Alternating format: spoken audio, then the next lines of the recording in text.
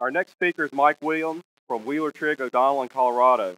Mike's practice focuses on complex business litigation and product liability litigation, especially class actions and national coordination of regulatory investigations and related pattern litigation.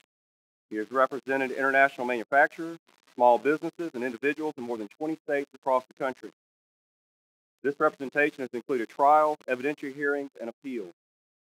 Mike's firm is this year's ACC Value ChampIon, which I'm not sure if that's the Atlantic Coast Conference or what this has to do with football has to do with this presentation you're about to do. And he's going to be representing the Irish this afternoon in the big football challenge that we're having. He's a Notre Dame grad. But he's about to educate us why his firm won the ACC Value ChampIon, which, together with the in-house legal department of his client, Whirlpool Corporation, has been recognized for delivering substantial value to their client company. Please welcome Michael Lee.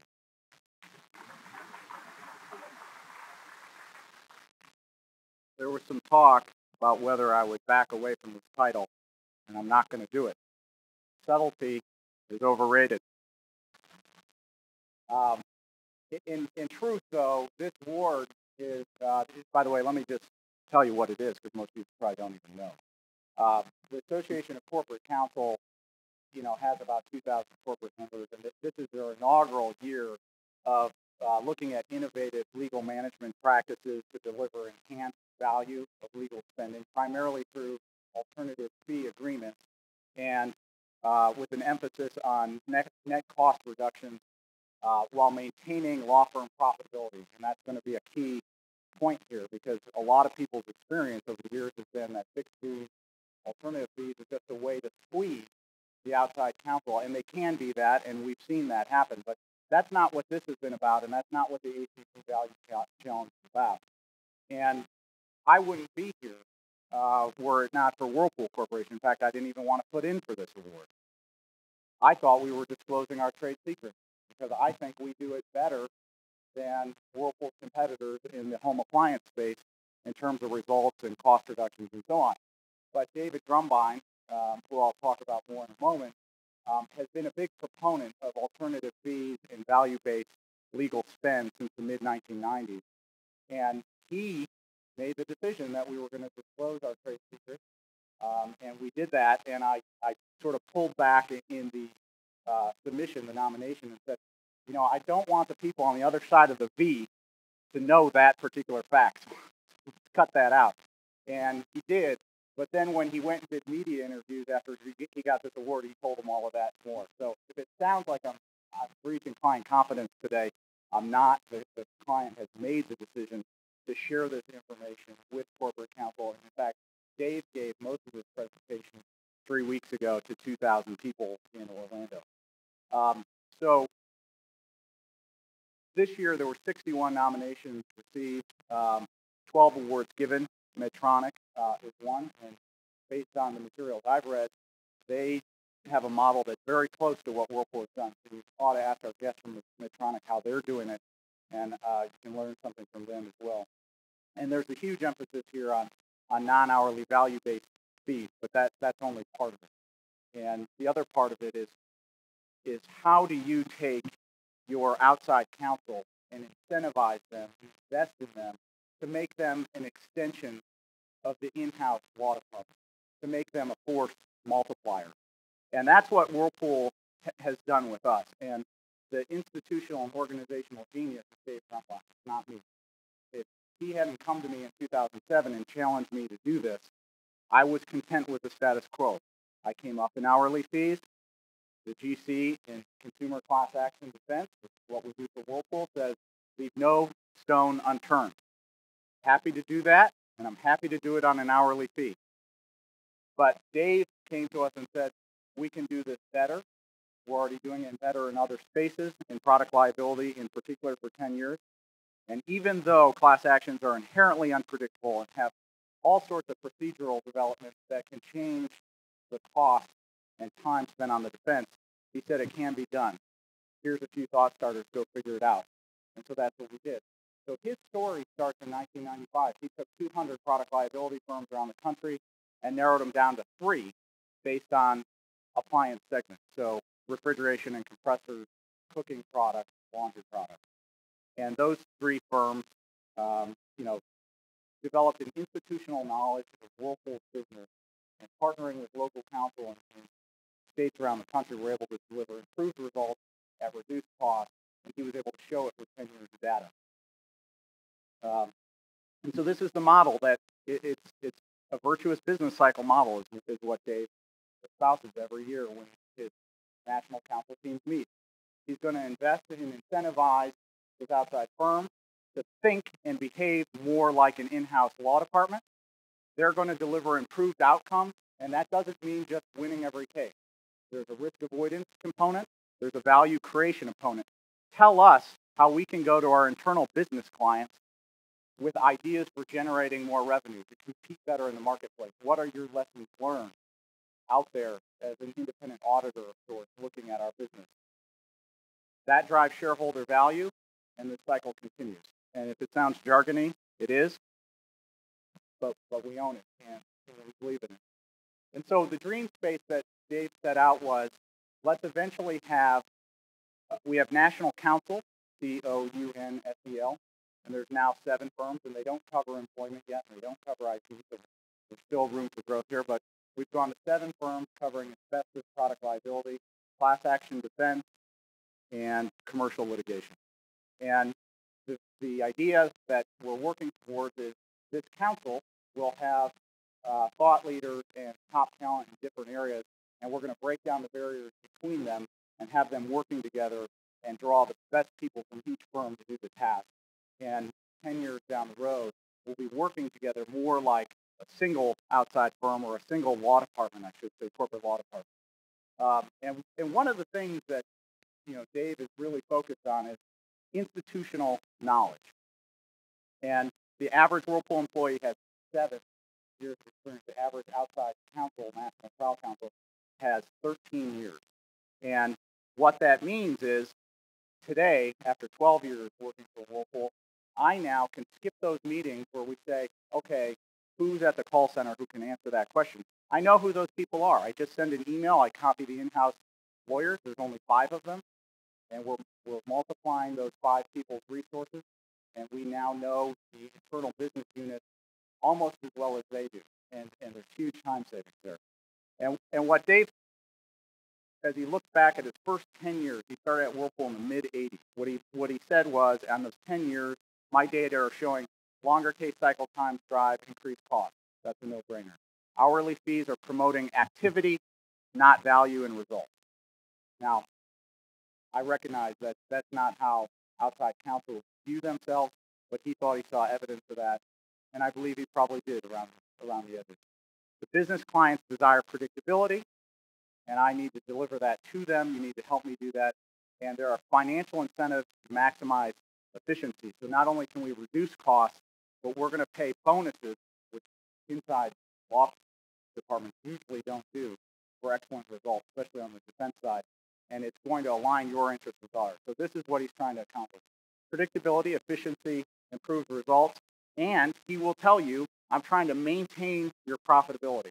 And that's what really, I think, made this more of a success and why we were recognized for it than others, because he really has us enthusiastic for what we're doing, and making him look good is paying dividends back to us. We're getting more efficient over time, so we're actually able to hold our fixed fees in place, but spend less of our time getting the same results in these cases, and they're more profitable to our firm. And that's something that the outside firms don't think about when they're getting a flat fee for a case.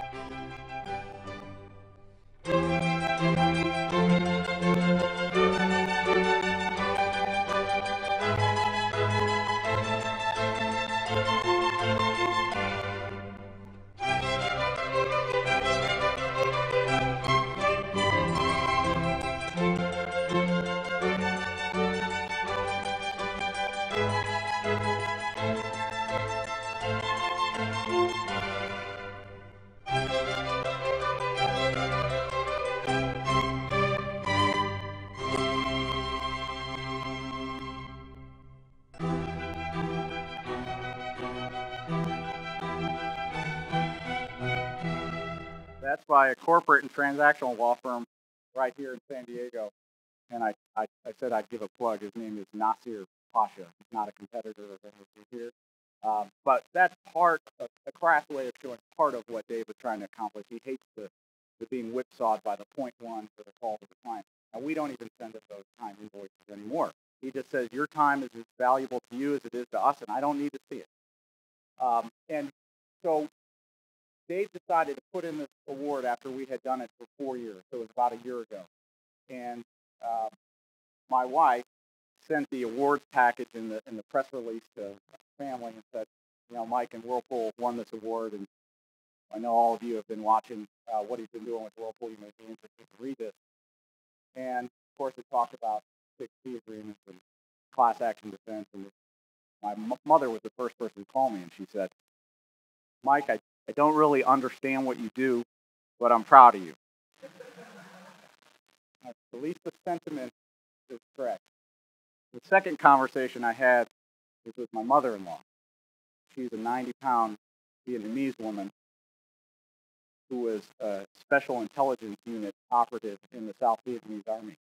And I wish I was making that part up. And she is the most devastating cross-examiner you will ever face. And she's also an accountant. And she said, I read about these fixed fees. Does this mean you don't get paid for all your work? And I said the only thing that a cornered witness can say, which is not necessarily.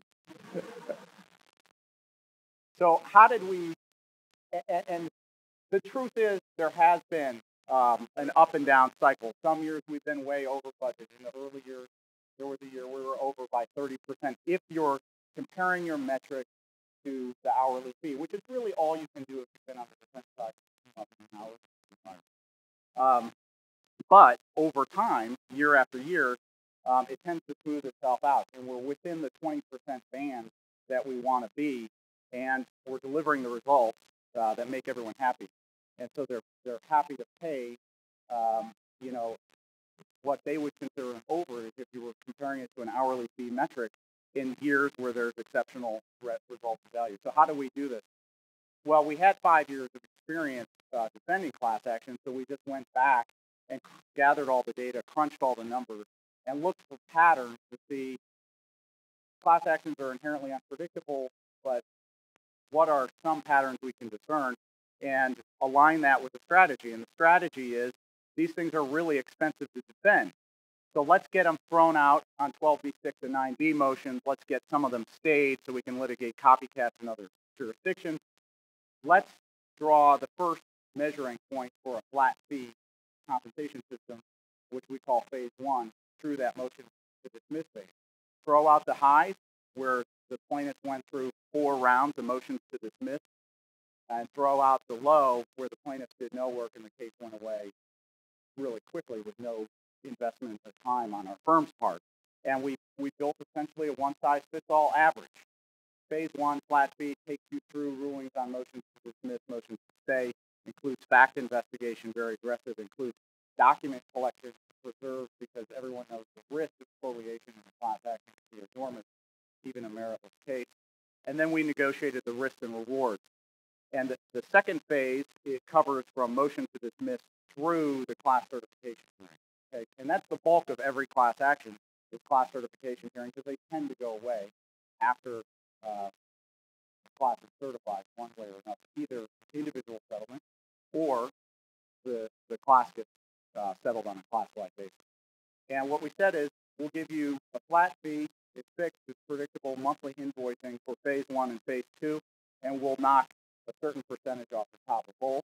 But if we're able to resolve those cases over the plaintiff's objection, involuntary dismissal, involuntary denial of class certification, some order that you can put into your bulwark of defenses in this 30-year war against the class action plaintiffs bar, where they're trying to steal the narrative to your customers. If we can add to that bulwark of defenses, you're going to pay us all of the discounted amount that we didn't get up front, plus a same amount percentage in a success fee bonus. The other thing we've done is we've said, if we can persuade the other side to go away on an individual non-class basis, thereby saving you the cost of defense on a going-ahead basis for phase 2 or phase 3. We get to collect that fee whether we've invested that time or not. And they're happy to get an early result like that and not have to pay for the next phase. So predictability is through a discounted flat fee. Again, you get the deduction back plus a bonus equal to the same amount of the deduction. We're now building it to scale so that one size fits all was a lesson learned where it could produce results that we don't like.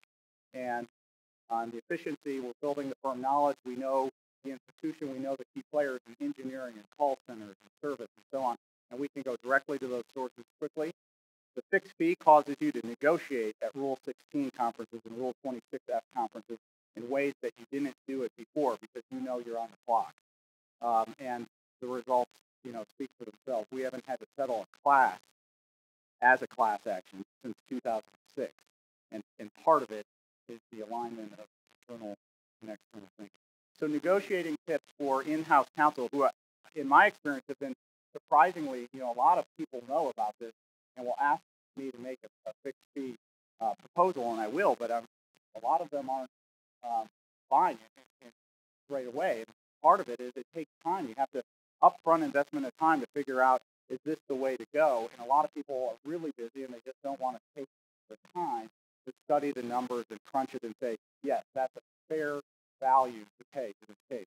So post-case flat fee adjustment. We just have a clause that says if you feel like the amount of work was a lot less than it should have been or too much, either side can come to the other after the case is over and after the judge. Never had to do that. Exceptional case exclusion. Sometimes you have a case that's being litigated in the media or at a regulatory agency, and you're spending all your time, days and days and days, with PR people and the regulatory liaison, and you're not spending any time in the four corners of the case. And the fixed fee doesn't work for that situation. We've had one case where we've taken it out for exactly that reason.